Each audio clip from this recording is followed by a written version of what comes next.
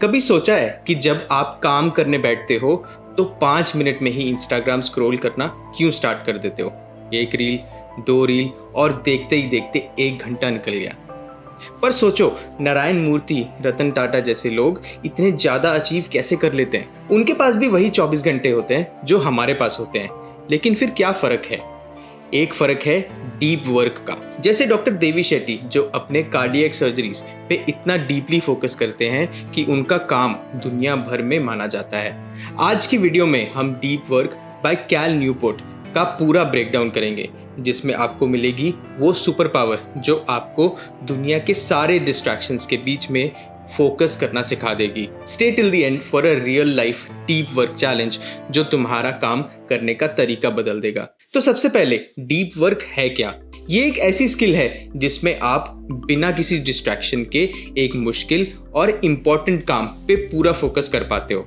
Simple लग रहा है, पर आप ये रोज करने का ट्राई कर रहे हो, लेकिन हर बार आप नहीं कर पा रहे।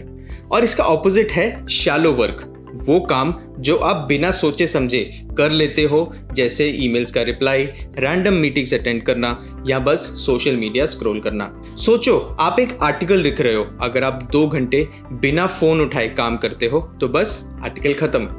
पर अगर बीच बीच में इंस्टाग्राम चेक करते हो, व्हाट्सएप का रिप्लाई देते हो, तो आप वो काम शायद 4-5 घंटे में भी नहीं कर पाओगे। ऐसा मेरे साथ भी होता था। जब मैंने यूट्यूब स्क्रिप्ट्स लिखना शुरू किया तो हर 10 मिनट के बाद फोन चेक करता था।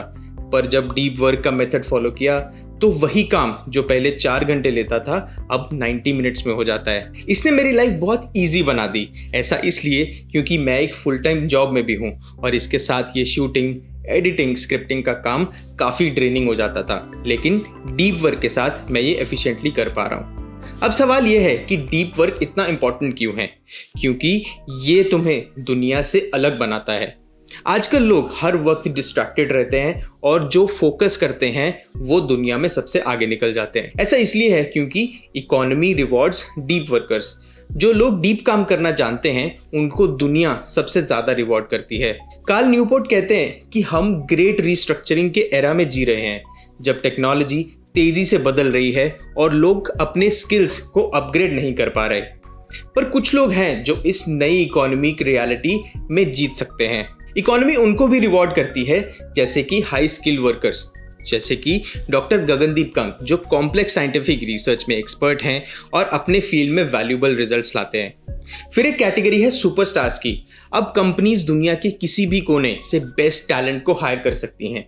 जैसे अगर आप एक सॉफ्टवेयर इंजीनियर ढूंढ रहे हैं तो आप बैंगलोर के किसी एक्सपर्ट को हायर कर सकते हैं, चाहे आप खुद दिल्ली में ही क्यों ना हो। ऐसे ही ओनर्स, जिन लोगों के पास कैपिटल है, जैसे मुकेश अंबानी, वो स्मार्ट इन्वेस्टमेंट से आगे बढ़ सकते हैं। इस नई इकोनॉमी में 2 स्किल्स बहुत जरूरी हैं, जल्दी हार्ड चीजें सीखना और एलीट लेवल पे आउटपुट देना।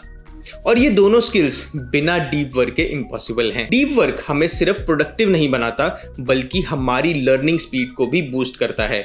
जब हम बिना डिस्ट्रैक्शन के काम करते हैं तो हमें सब कुछ जल्दी समझ आ जाता है। जैसे विश्वनाथन आनंद, जो अपने चेस स्किल्स को परफेक्शन तक ले जाने के लिए आवर्स तक बिना डिस्ट्रैक्शन के प्रैक्टिस करते हैं। लोग दिन भर काम करते रहते हैं, जैसे 8 से 10 घंटा, पर अगर हम डीप वर्क करते हैं तो वही काम हम 4 से 5 घंटे में कर सकते हैं। जैसे अमीश त्रिपाठी अपने बुक्स लिखते वक्त डिस्ट्रैक्शंस को साइड में रखते हैं और फोकस्ड राइटिंग सेशंस में अपना काम कंप्लीट कर लेते हैं। अब बात करते हैं कि डीप वर्क कैसे किया जाए। कार्ल न्यूपोर्ट ने 4 सिंपल रूल्स दिए हैं जो हमारी प्रोडक्टिविटी को नेक्स्ट लेवल पे ले जाएंगे। पहला रूल है वर्क डीपली। न्यूपोर्ट कहते हैं कि डीप वर्क को अपनी लाइफ में इंटीग्रेट करने के लिए हमें एक अप्रोच चुनना पड़ेगा जो हमारे लिए बेस्ट हो।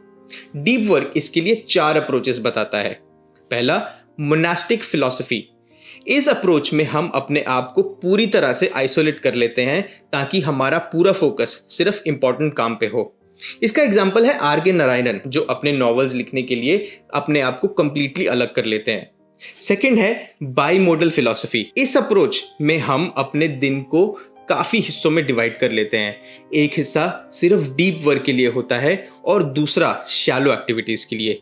इसका एग्जाम्पल है रविंद्रनाथ टैगोर, जो शांति निकेतन रिट्रीट पे अपने क्रिएटिव राइटिंग में पूरा फोकस करते थे। थर्ड है रिदमिक फिलॉसफी, ये अप्रोच रेगुलरिटी पे फोकस करता है। अगर आप कंसिस्टेंटली डीप वर्क करोगे तो वो आपकी हैबिट बन जाएगी। इसका एग्जाम्पल है चेतन भगत, जो हर दिन लिखने का एक फिक्स शेड्यूल फॉलो करते हैं, चाहे कोई भी डिस्ट्रैक्शन हो। फोर्थ है जर्नलिस्टिक फिलॉसफी। इस अप्रोच में आप शैलो और डीप वर्क के बीच में जल्दी स्विच करने की प्रैक्टिस करते हो। इसका काफी बढ़िया एग्जाम्पल है रवीश कुमार, जो अपनी रिपोर्टिंग के बीच में अपने रिसर्च और राइटिंग में डीप फोकस ले आते हैं। अब ये 4 रूल्स तो देख लिए, तो आपको एक चैलेंज देता हूं। कल से ट्राई करो कि 90 मिनट्स बिना फोन चेक किए काम करो, देखना कितना काम होता है। दूसरा रूल है एम्ब्रेस बोर्डम। जब भी आप बोर फील करते हो, तुरंत फोन उठाना आपकी आदत बन जाती है। न्यूपोर्ट कहते हैं कि जब आप बोर फील कर रहे हो, उस वक्त अपने दिमाग को रिलैक्स करने दो। ये आपके फोकस को और भी मजबूत बनाएगा। इसके लिए वो कुछ स्ट्रैटेजीज बताते हैं, जैसे कि don't take breaks from distraction, take breaks from focus. आपको अपने फोकस टाइम में डिस्ट्रैक्शंस अवॉइड करनी है और सिर्फ शेड्यूल टाइम पे ही इंटरनेट का यूज करना है। इसके लिए आप टाइम फिक्स कर सकते हैं सोशल मीडिया का। सेकंड है वर्क लाइक अब्दुल कलाम। जैसे डॉक्टर कलाम अपने लिमिटेड टाइम में इंटेंसली फोकस्ड रिसर्च करते थे, वैसे आप भी कर सकते हैं। फिर आता है प्रोडक्टिविटी मेडिटेशन। जब आप वॉक कर रहे हो, तब अपने प्रॉब्लम्स को कॉन्शियसली सोचिए। ये आपके ब्रेन को एक्टिव रखता है बिना अननेसेसरी डिस्ट्रैक्शंस के। तीसरा रूल है क्विट सोशल मीडिया।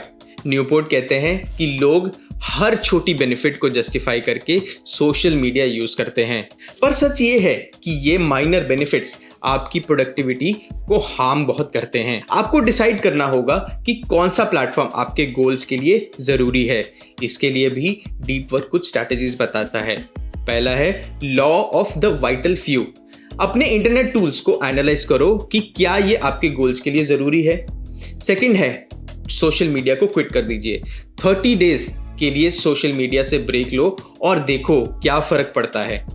थर्ड है don't use the internet to entertain yourself. अपने फ्री टाइम को डेलिबरेटली एक्टिविटीज में लगाओ जो आपके गोल्स में मदद करें, जैसे हॉबीज या न्यू स्किल्स सीखना। मैं भी जैसे साथ में कोर्सेरा पे काफी सारे कोर्सेज करता रहता हूँ। चौथा रूल है drain the shallows. Deep work exhausting होता है और कॉग्निटिव कैपेसिटी लिमिटेड होती है। न्यूपोर्ट कहते हैं कि आपको अपने शैलो वर्क को मैनेज करने के लिए स्पेसिफिक स्ट्रैटेजीज फॉलो करनी चाहिए, जैसे कि schedule every minute of your day. अपने दिन को मिनट वाइज प्लान करो और शैलो टास्क को लिमिटेड टाइम दो।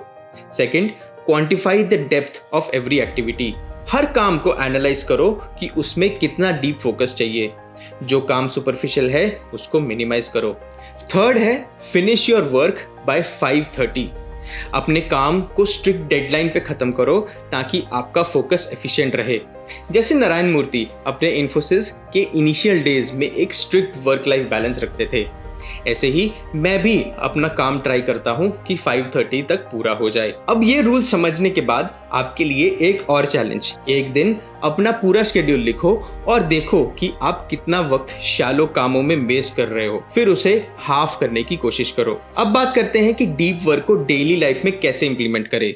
ये इस वीडियो का सबसे इंपॉर्टेंट पार्ट है। स्टेप 1, एक डीप वर्क शेड्यूल बनाओ। डेली एक फिक्स टाइम सेट करो, जैसे सुबह 9 से 11। स्टेप 2, क्लियर गोल सेट करो, जैसे आज के 2 घंटे मुझे एक YouTube स्क्रिप्ट लिखनी है। स्टेप 3, डिस्ट्रैक्शंस हटाओ, फोन ऑफ या दूसरे रूम में रख दो। स्टेप 4, प्रोग्रेस ट्रैक करो, देखो कि आपने कितना काम किया बिना डिस्ट्रैक्शंस के।